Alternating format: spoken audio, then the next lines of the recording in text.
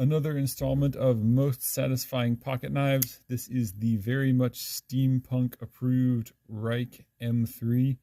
It is half titanium, half G10, ceramic ball bearing pocket clip, extremely smooth flipper action with a very grippy but also very polished and smooth flipper.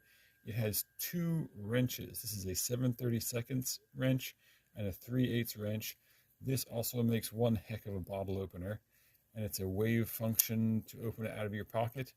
Check out the full review in the links in the description down below, or purchase on Amazon from the link in the description down below.